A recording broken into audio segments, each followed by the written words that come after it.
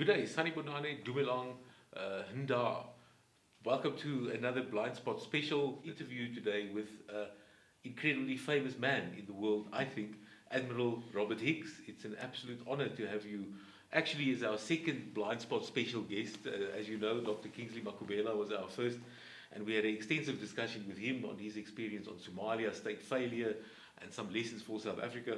And today we're still on the African continent with yourself, but more in the sea, as Perfect. our viewers will see ultimately, with the topic of Mozambique, a very big and important issue that's been creeping into the news over the last few years. So we invited Admiral Higgs for his knowledge and expertise as a strategist, firstly. Secondly, as somebody who spent a tremendous amount of years in the, one would say, the defense system of South Africa as an admiral, somebody who commanded a submarine, somebody who actually led, and he will talk about that later, led a very interesting naval expedition to China and opened tremendous doors for the country there. So I'm not going to say more. I want Admiral to introduce yourself from a young man. How does the young man become an admiral? Well, thanks, Beatrice. Well, and I'm humbled by that introduction. Thank you very much indeed. For me, I'm a fifth-generation South African. But perhaps even more importantly, my grandchildren are seventh-generation South Africans. Mm-hmm. So this is my turf, this is our turf, and just as a point of departure, I think that we've got a wonderful country we live in, lots of complexities, but our generation must do what we can, and the people listening must do what they can to set up for the future in whatever way possible, to be role models and everything. But you asked me about how I ended up in the Navy. Just a little bit. I'm an Eastern Cape man. I was born in King Williamstown, and in 57, in 61, my father, who was in education, was appointed as the headmaster of the high school in Mthatha. And then in 1965, my dad was appointed as the headmaster of Queen's College in Queenstown. Big school, very, very famous school, huge boarding school. I think at that stage, it was probably the largest boarding school in Southern Africa. Sure.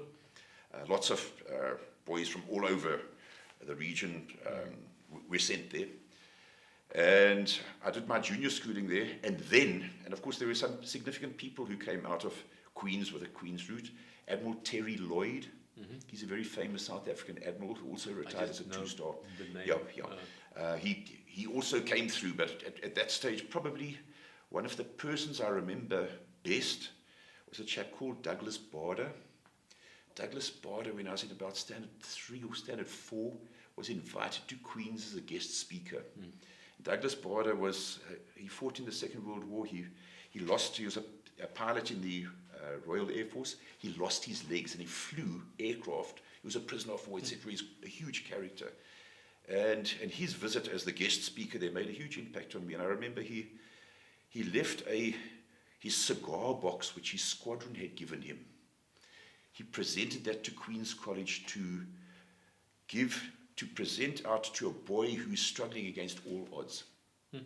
And just these little things meant a lot to me, and they were probably part of my initial ideas, and huge reverence for those who served in the military, who were prepared to put their life on the line, and who were prepared to put the interest of the greater whole above their own personal interest. Then you really sign up to a much greater cause than yourself. Precisely, Beatrice, quite so.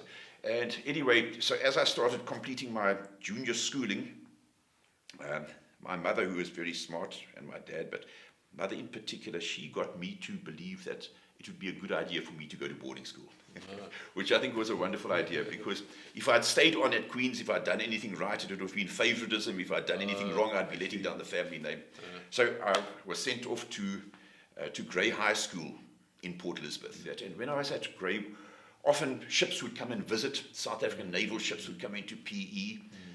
Royal Navy ships would come there, and as boarders we would walk down to go and visit those ships. And there was a small South African naval unit there, Donkin, and so I started to be a little bit associated with the Navy. And we had a boarding school master by the name of Keith Dorr, whose father was in the military, And he had a huge impact on a lot of young boys at Grey, young men. He encouraged us to go into the military. He said, go into the military, there you can have a career. The military will educate you. You'll be independent from day one. And it certainly does. And so I joined the Navy in January 76. A number of my friends joined the Army and the Air Force also. And then, some of us went right the way through for our entire careers. Amazing. Yeah, so that was largely how I ended up there. On the Navy side, I arrived at Naval College in January of 1976 to start my career. And I also had a very good divisional officer by the name of Lieutenant Willem Smit. He retired as a captain later on. He had a huge impact on my decision making, because at that stage I virtually walked into the Navy without really, it was almost in faith. But he was the person who said, if you want a serious career, you must be a line function officer.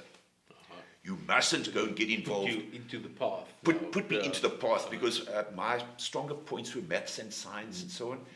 So when I did my selection, the OC of Naval College said, no, you must go to Stellenbosch University and go and do engineering. But fortunately, Willem Smit had said to me, listen, don't do that. You must be a line function officer, because the officers commanding of ships and submarines and of everything, they are line function people. They are not technical people. They're not engineers. They're not personnel or admin officers, etc. The backbone. It's the backbone. These are in classic military terms. They are the war fighters. They're the commanders, etc. And that was very, very sage advice for somebody who was actually just walking and. But I think for all of us starting a career, you're very starry-eyed, but you have no idea where you're going to go. So that was 1976. Halfway through our course, all the issues in Soweto blew up. So I was already in the Navy, had been there for 6 months, and we were saying, goodness, what's happening to our country? And of course, that obviously was going to have a huge impact on South Africa and on all our everything in South Africa. And then in 1977, once I completed the course at Naval College, we arrived in Simonstown. There were 39 of us who finished off, and we started in Simonstown on something called ensigns qualifying. And when we were doing that, also on the warfighting side, the line function side, 3 or 4 of us decided, what can we do to set ourselves apart from everybody else? And it became clear to me at that stage that, also listening to Willem Smit, you've got to do something. You've got to choose something. If you want to be competitive, something's got to set you apart. But in an ethical basis, it's not doing anybody else down. But you've got to go and do something additional. And so a few of us decided we'd like to do a diving course. And so we ended up, on completion of our officers' training before we were sent to sea, a few of us did our diving course. It was a winter diving course in 1977. At diving school in Simonstown, and it's a tough course. And I remember something. I can just imagine. Yeah, cold. At that stage, we struggled. We struggled to put in a bit of flesh. And the reality is, doing a diving course in winter in False Bay, swimming in from Roman Rock in a Speedo. That's your start of your career, and then you launch into very big things. Yeah, and then of course Military Academy. Yeah. Military Academy, 3 years. I also did BSc at the Military Academy. They said the line function people must do a BSc because for you to understand naval systems, a BSc is what you want. And so we did that. For me, as coming out of Grey, I wrote matric in English Afrikaans in Xhosa. My Afrikaans wasn't all that good, but it became very good at the Military Academy. Mathematics in Afrikaans. But precies, ons kan beslis Afrikaans praat. It was baie goed vir my gewees. And I developed some wonderful friendships with a lot of people from the Army and the Air Force. And it was really, really a wonderful time. Halfway through 79, when we were at Stellenbosch, visiting Stellenbosch University, I met my wife-to-be, a Joburg girl, Diana Hernley, who lived just up the road here. And in fact, today we've been married for 39 and a half years. Congratulations. Navy wedding at St. George's in Parktown, the Anglican Church, on the 16th of January 1982. Wow. And the reserve unit here, SAS Rand, provided about 12 junior officers who provided the sword arch for us, people who didn't know anything, but they gave up their Saturday to come and do that.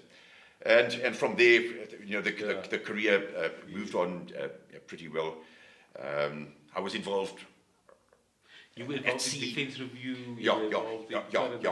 A number of things. Yeah. Probably the highlight, I commanded a small surface ship, the Fleer, in 1984. Officer instructor in 83. Did lots of different things. Joined the submarine service, which was the highlight of my seagoing career. The submarine service is a unique service. Everybody there is a volunteer. So if people feel unhappy in the submarine, they write a letter and they say they'd like to be removed from the submarine, and they are immediately removed. So everybody you've got in those days, the South African Navy operated Daphne submarines. It's about 1,000-ton submarine, probably about 450 cubic meters inside the submarine. Took up to 65 people and would deploy for sometimes up to 6 weeks. And you had to be able to get on with people. You had to be able to get on with people. And of course, just on the hygiene side, there was only enough water for drinking, so there was no washing at all. So you would. It gets interesting in there, I'm sure. It gets very interesting, and of course, in those days, where women were not allowed at sea in submarines. Our new submarines are very different. They're a lot more modern, and it allows a certain amount of privacy. In those days, there's zero privacy.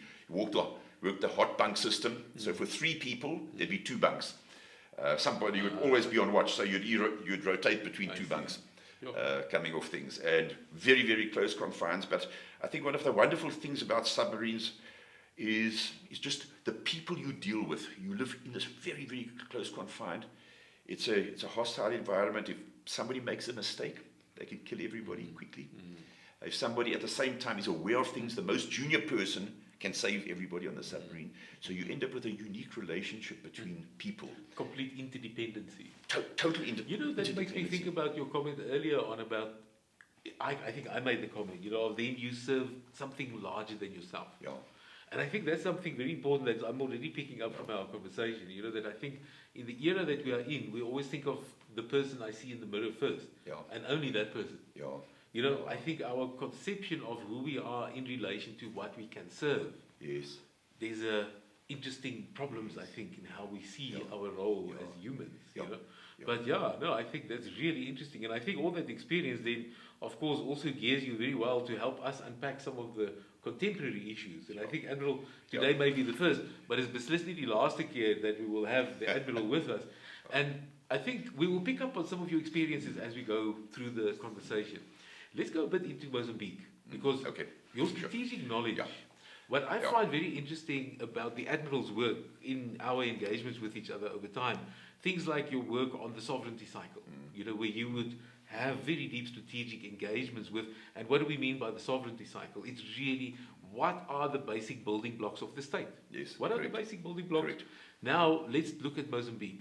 Last 5 years, since about 2016, 17, we started seeing these very slow reports coming to the fore of a small pocket of Islamist insurgents, northern Mozambique. It grows to today, varying estimates.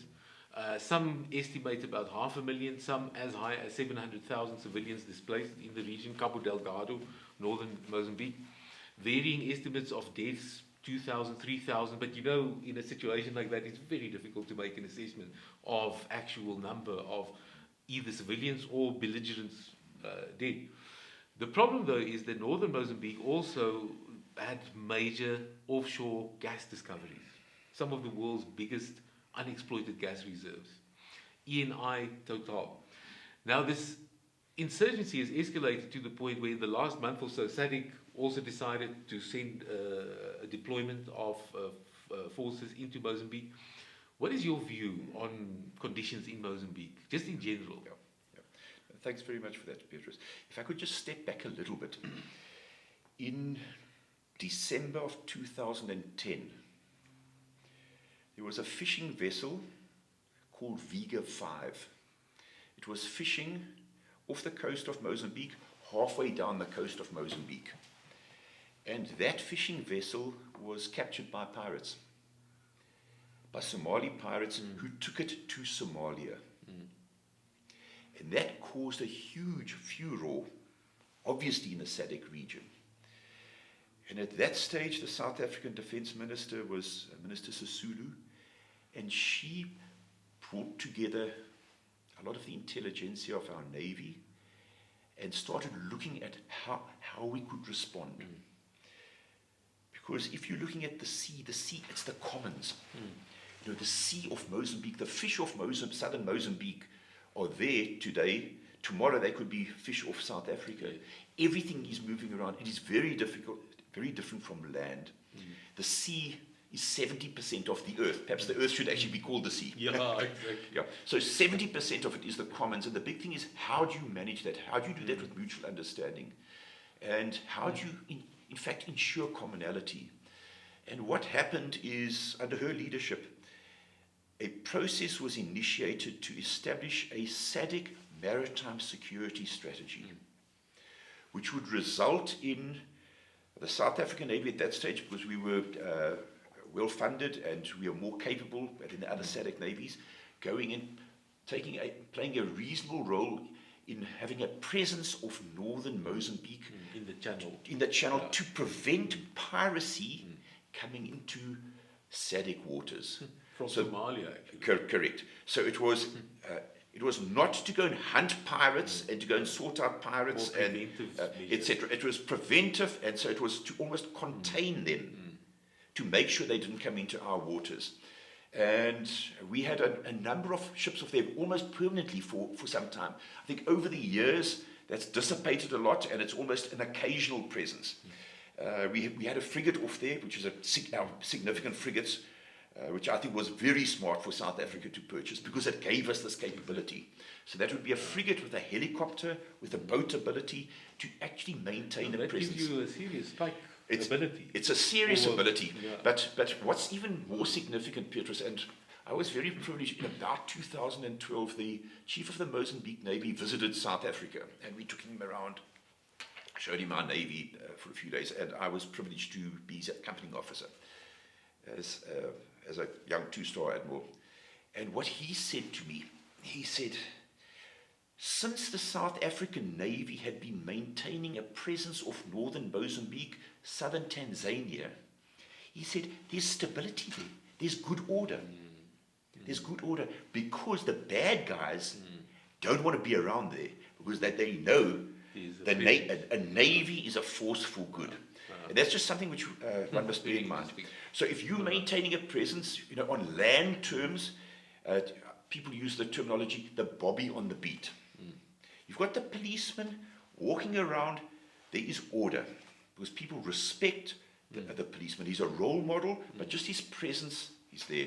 In naval terms, what we say is, if you do not patrol, you cannot control. You've got to be there. You can use satellites, you can use radar, you can use aircraft, etc. But you've got to have a presence there, so that if there's some bad guys around, you can say, hey, let me, here we are. Yes. We just need to check. Are you carrying fish? Contraband, etc. That's the basis of things. Admiral, what I find very interesting, if you look at the on-land situation in Mozambique, I think it seems to be, if I look at some of the analysis, that what has led to a large extent to the growth of the Islamist insurgency is actually the pre-existing weaknesses of the Mozambican state. Yes. Extreme poverty in the north, mixed with, I think, a government that hasn't been very effective since 1990s to be active outside Maputo. Let's be frank. I did some research in Tet province in the years of 2010-11 on the coal developments. Vale from Brazil, Rio Tinto, massive coal operations. And you know what I found in the Tet province? That the northern artery from Maputo to Tet, the provincial capital, it is highly problematical even in those years to travel on the northern artery because of Renamo activities. Yeah, correct. You never heard of that, for example. There's the point I want to make. So the sea situation that you're describing, you said a 2,500 kilometer coastline, coast of Mozambique. Correct. 2010 already, you picked up a connection between Somali pirate activity and the Mozambican channel. Yes. Here's then a very interesting scenario that we are looking at. If you look at it from a naval dimension then, that the northern Mozambique insurgency situation that has escalated now to the point where we have several international forces already active in a counter-insurgency effort, what you are basically saying to us is that the biggest strategic weakness is on the coastline. Correct. Exactly. If you have a look at Mozambique, Mozambique, this beautiful country, they've got 6 neighbors. They've got Tanzania, Zambia, Malawi, Zimbabwe, South Africa, and Swaziland. But of course, in the north, it's It's very clear. But, as you've said, the big thing is the sea. It's the Maritimes. That is the Achilles heel. If you have a look at the land borders, Tanzania controls what happens on the border with Mozambique. Zambia, exactly the same. Zimbabwe, exactly the same. Malawi, exactly the same. And South Africa, exactly the same. So you've got their control. If it's a bit porous, those countries can actually ratchet up the heat to make sure that it becomes watertight. However, if you are not controlling what's going at sea, you are on a hiding to nothing. You've got to control what's going on at sea, and I think that's the factor what you're talking about. Exactly. Because here you're talking about a good few hundred kilometers, and that coastline, it is magnificent. I was there in mid-2017. We flew into Pemba, then took That's very interesting. Yes. If you could share a bit of that Sure. story with us and what took you there. Sure. We were doing a strategic planning session, and we flew into Pemba, and then took a charter aircraft through to Ibu Island, and it is magnificent. There's an old Portuguese fort. There's huge history there. Probably if I remember correctly, about 8,000 people on Ibu Island. And the people are friendly, and it's wonderful. And the water, the sea I water. suppose it's like a Swahili coast, like a Zanzibar, Mombasa, Swahili coast. Definitely. Kind of, And the sea is clear, it's azure blue. The snorkeling conditions are perfect. We did a dhow safari. So we went on board a dhow, which took us around there, slept on the beaches of little islands, uninhabited islands. It is wonderful. Just for the people who've never been there, if you ever have the chance, and particularly when things stabilize, go there. We are so privileged here. It's magnificent. But at the same time, I looked, and from my Navy side, I said, hey, if I was a pirate, this is a good place to be a pirate. Because there are lots of places you can hide. There are lots of... But, Admiral, this is something actually interesting. I think we, in the show Blindspot, so what we try to do is to look into things that we think we know, but we don't. Yeah. Like, for example, if you look at the history of the east coast of the African seaboard, if you look at the pre-European colonial history, Omani, the Sultanate of Oman, and the Arab traders from the Omani, one would say, part of the world in Arabia, was actually responsible for the establishment of major trading routes and a lot of the settlements that ultimately led to what becomes what we call the Swahili coast, which is the blend of Arabic, Islamic influence with African coastal cultures. Hence, today, from Somalia, through Kenya, Tanzania, to northern Mozambique, you still find that deep history of Omani Arab influence. Now, the reason I mention that is that when we talk of conflict now in a place like northern Mozambique, we've already established regional linkages through the ocean system to piracy. But now the deeper picture of that is actually fascinating when we say, okay, here we have the east coast of Africa, Indian Ocean into the Pacific system. So there's a much bigger geostrategic issue at play. It's not just South Africa, Mozambique, Tanzania response to Islamist insurgency in northern Mozambique. I think talk to us about that, because I think you understand that naval security system very well. Sure. Just to give you a bit of an idea, the Vega 5, later on, she was taken by the Indian Navy when she was trying to smuggle arms closer towards India. So the Indian Navy were involved with this. So she started off in central Mozambique, off the waters of central Mozambique. Then, of course, Somalia, and then, of course, the Indians got involved. So the Indians are a significant player in the Indian Ocean. But just talking and stepping back a little bit with regard to the Indian Ocean, when I was at the US Naval War College just after the elections in '94, we were talking 36 international navies, lots of Americans and so on, but we were talking about the world.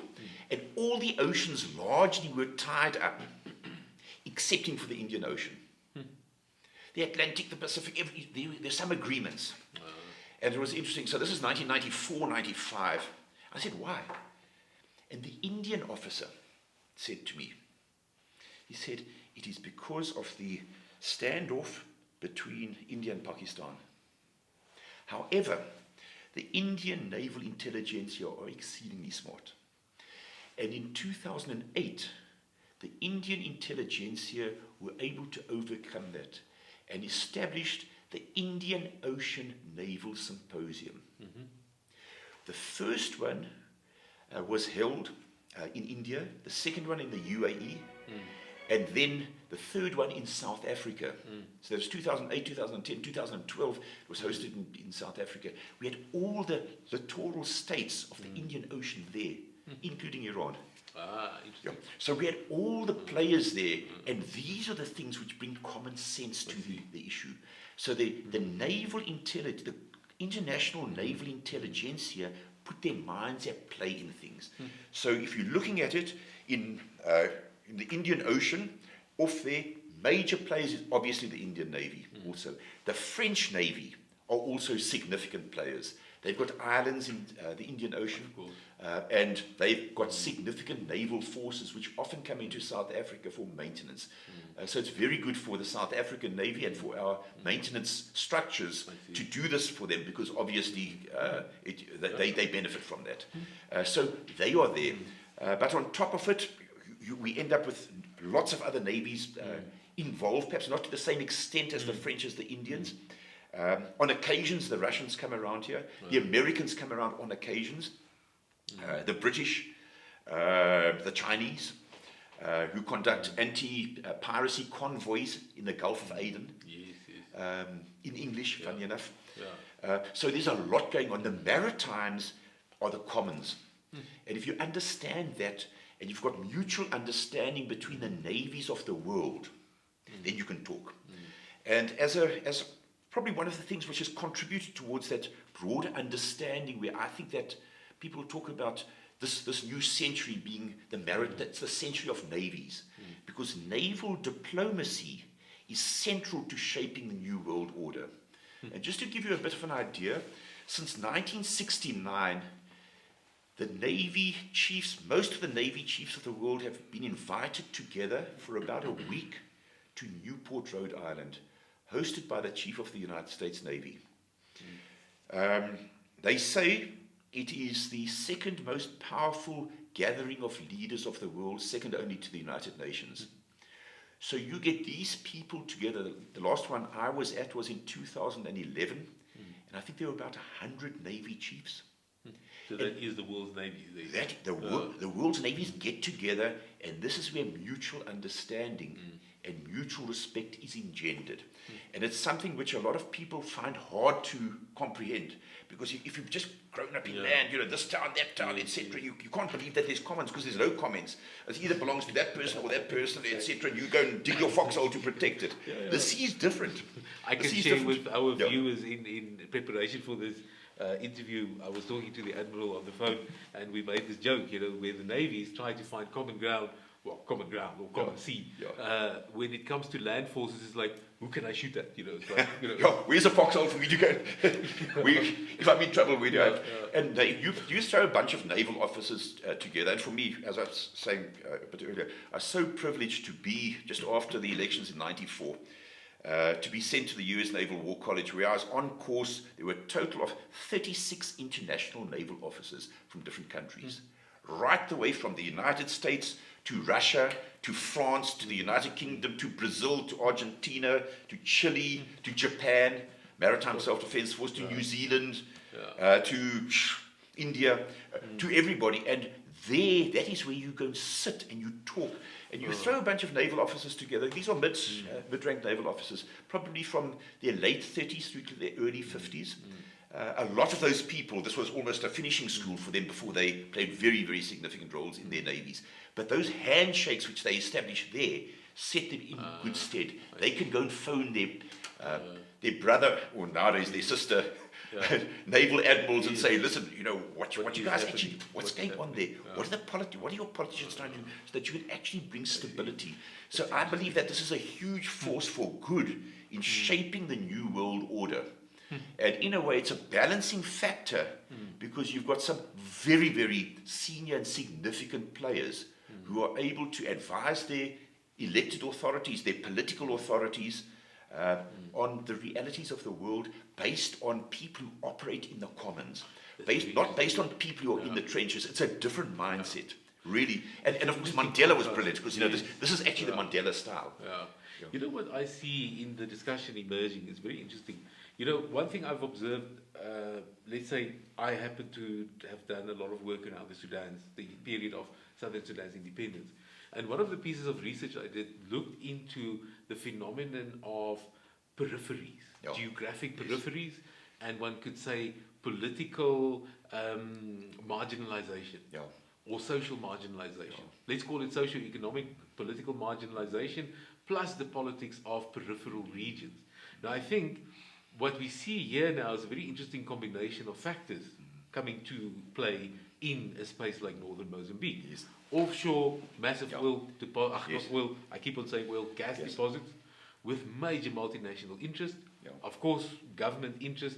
But now, as the insurgency has emerged, and I think this is the fascinating stark contrast that we are seeing here, as the insurgency escalates, you have more and more fragmentation inside, displacement of people, and more international forces coming in to fight a counter-insurgency. However, the naval dimension, it keeps for me coming back, as you say. The naval dimension is a dimension that could keep peace much more effectively. However, if you are weak on your coastline, you're not going to forget about controlling. You're not going to control it. I agree totally. And in fact, just stepping very briefly to December 1992, you might recall a United Nations force going into Somalia to help ensure food for people. What a disaster. Yeah, and then of course it became hunting down. It was an absolute disaster. It was a total disaster. But just to give you an idea of numbers then, I think there were probably the best part of 40,000 troops in that, and they were not enough. There were 30,000 Americans and I think 10,000 from other nations. They were not enough. So I think it is good that we put in forces, but we must also just be realistic with regard to numbers of forces. But that's another debate. But just talking on the Maritimes, because now we're talking about cooperation and mutual understanding. At the moment, South Africa is part of SADC. We're part of the SADC Maritime Security Strategy. And we've had frigates off there with helicopters in the past. We've had Drakensberg off there. We've had a submarine off there. These are all the integral parts of a navy which allow you to control what's going at sea.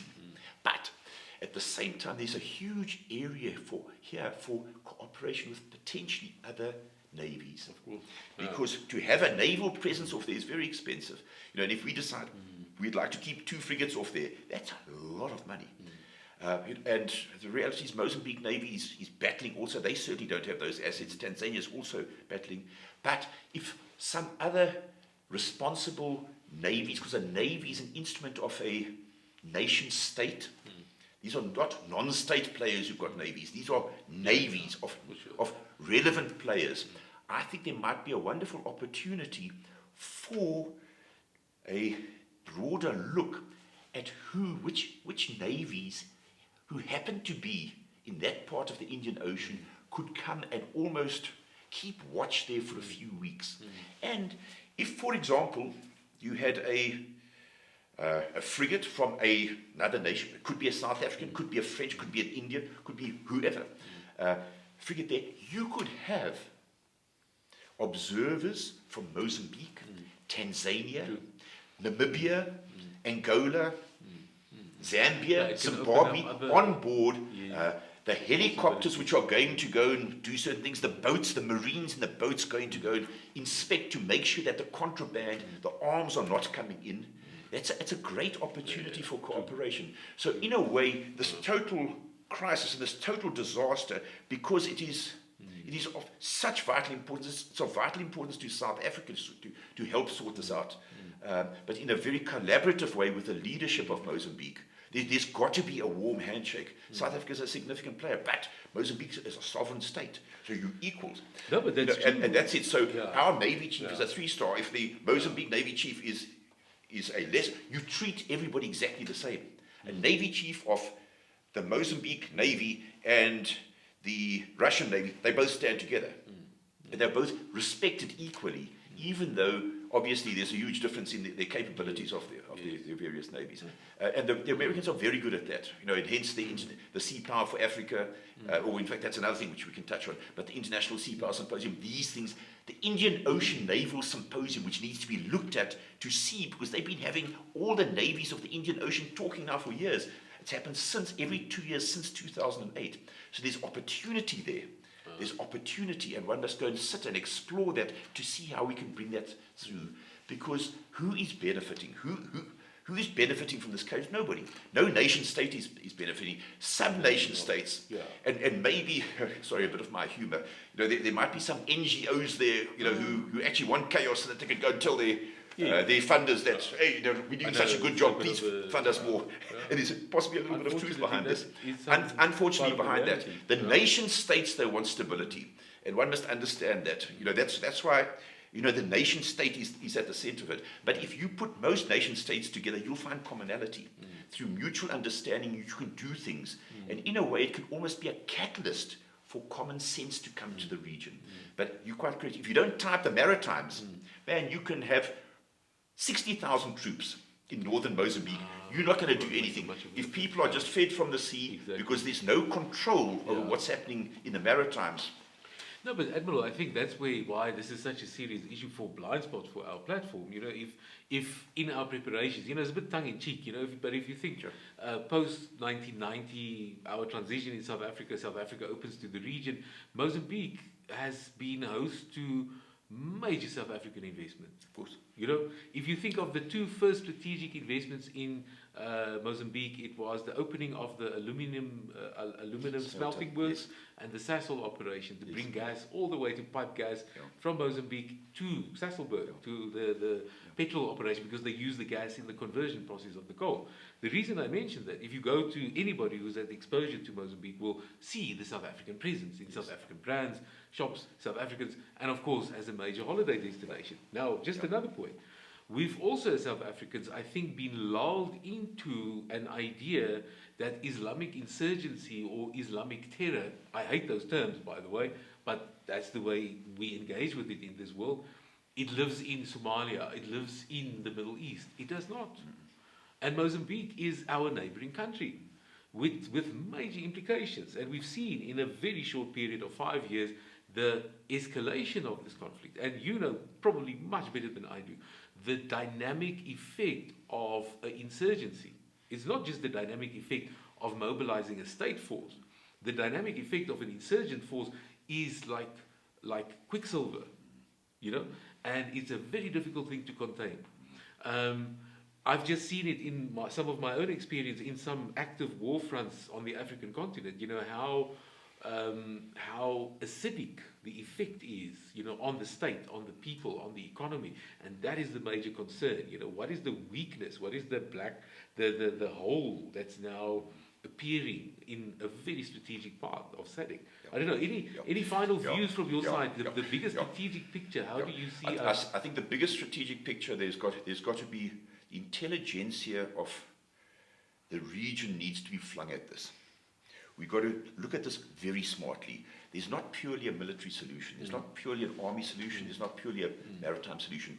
It's an integration of everything, major diplomacy, isolating the area properly, and just bringing common sense into it. And of course, I think, as you're alluding to, also the issues of democracy, etc. The people in the area, the environment must be made such that it is not conducive for this total chaos. But at the same time, just something as a proud South African who's a constitutionalist, South African constitutional democracy. The Constitution says South Africa must have a defense force, a military, and that military must be able to defend and protect South Africa. And there's some people here who say, we don't need this, etc. I've not met anybody around in the last few years who, at this stage, particularly now, say we don't need a highly capable, professional military which we can depend upon to protect South Africa's sovereignty and also to be a very good tool for the region to help bring stability to it. Everybody wants it. Exactly. And, in fact, just getting a little bit personal, I'm a member of the Anglican Church, and we're very, very involved. And people say the Anglican Church are anti-military, they're utter trap. The people in the Anglican Church who reached out with us in our big lockdown to take food and so on to the people in Sunnyside during lockdown, right away from May of last year through till the end of last year, I never came across anybody who's anti-South Africa having a capable military. The people love and respect a capable and a professional military. And a lot of the young people, and in fact the people who've been young quite long, they believe that the military must be role models for society because they're disciplined, they don't break the speed limits, they are men and women who we aspire our children to grow up to be. And we must also have a look at that and just understand the time is right now for that. No, but Admiral, I think our own South African experience post-94 has taught us something. It's just over the years I so happen to have had colleagues, academic colleagues at the military academy in Saldanha Bay. We're a volunteer system, so our men and women who end up in the SNDF or in our military system, it's on a volunteer basis. And there would be comments by not just the academics in the academy, but by staff officers also, that literally people come from nothing, becoming officers, qualified with degrees through the military academy, and you end up with another human being. You end up with another human being. So it's not to just sing praises of military service, but we know the benefits to a society of having a strong military system. And there's a certain thinking, there's a certain approach that comes with that, that I think honestly, there are some of those elements that we can still take major lessons from. I think, it starts at basic elements of discipline. It's as basic as that. I think we can head towards the conclusion, Admiral. There's one more thing I'm curious about in your experience as Admiral. You told me a story once of how you led a delegation to China. Yes. I think this was 2010. 2008. 2008. But there's something important in the background of that story. 2008 you led to this, but you see something happen in the Chinese mind. Yes, most certainly, yes. That's a really interesting story I would like us to conclude on. Now, in about 2007, we were approached by DIRCO to start seeing how the military could support the celebrating of 10 years relations with China, mainland China, the PRC. And at that stage, our ambassador in Beijing was Ambassador Ndumisa Nchinga. Funny enough, I served in Washington with him in the late 2000s with Ambassador Franklin Son and Sheila Sisulu. And after lots of discussions, South African Navy decided we could make a frigate available to go to China as a sign of solidarity for our relationship, which was now 10 years old. And of course, at the same time, we would use this as an opportunity to go and visit our other friends, such as in India, Vietnam, etc. And I was very privileged to be sent to Shanghai for the Shanghai leg. I was a brand new 2-star, I was commanding the fleet. And I was at the Navy base, the Chinese naval base, the PLA naval base in late 2008. And this beautiful South African frigate came alongside. And those are very modern. Very modern. Really and at that stage in particular, it was probably the most modern looking frigate in the world. And it came alongside, and I think it was on a Thursday. Thursday afternoon, there was a huge media briefing on the flight deck of the ship. And Ambassador Ndumisa Nchinga was there, the OC of the ship, our attaché, Admiral Ndabambi, Captain Manig, the OC of the ship. I was there, our Chinese counterparts, and just a few things. The Chinese said, goodness, Admiral, through interpreters, they said, the superpowers send their ships here and Beijing ignores them. South Africa sends a ship. And there are ministerial level people from both state and defense. We're more important. We're more important.